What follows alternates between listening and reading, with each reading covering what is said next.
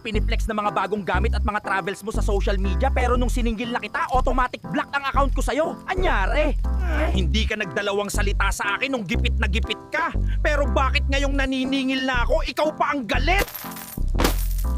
Nung nangungutang ka pa lang, close na close tayo, daig pa natin mag-best friend. Pero ngayong singilan na, World War III na tayo. Nahulugan mo naman ako, boss, bago pa ako hatakin ng kasa. Lakas ng loob mo maglabas ng motor, pero wala ka namang pambayad. Puro kahiram. Problema, barubal ka naman gumamit. Dinaig mo pa yung totoong nagmamay-ari sa akin, kupal. Kukupal ka ba, boss? Baka pwede mo naman akong i-change oil. Hindi yung puro gamit ka lang. Baka naman. Kapag nagsalita na ang boss ko, iisa lang dapat ang sagot ko palagi. Ganda, boss. Ang lupet. Perfect. Kahit sablay, puro utos lang ako. Kapag very good, syempre ako yung magaling. Kapag sablay, isisi ko sa baba. Real talk. Wala naman talaga akong achievement. Sadyang mabulaklak lang talaga ang dila ka. Porke ba bagong labas ako, kailangan meron ka rin agad para lang makasabay ka sa mga sosyalistang mga friends mo?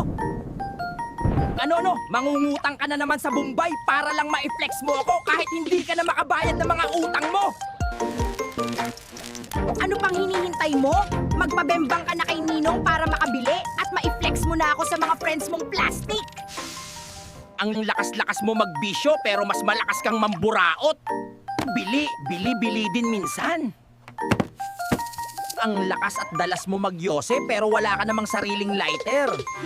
Madalas, tirador ka pa ng lighter sa inuman. Lagi ka nalang buraot sa yose pero kapag ikaw ang meron, sobrang damot mo naman. Kupal ka ba, boss? Grabe, pagod na ako maglabas-pasok. Pagpasapasahan nyo ba naman ako? Akala ko mag-sleepover lang kayo. Pwede ba? Lutuin mo na ako.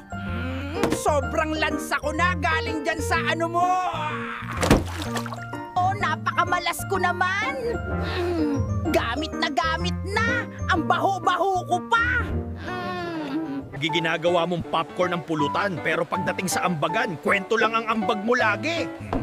Ang tibay mo pala.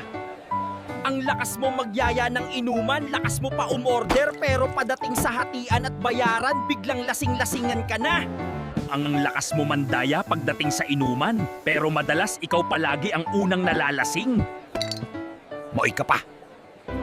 May mga bagong batch na naman ng mga tiyanak ang madadagdag dahil sa magjowa na to. Grabe siya, hinayaan niya lang ako dito.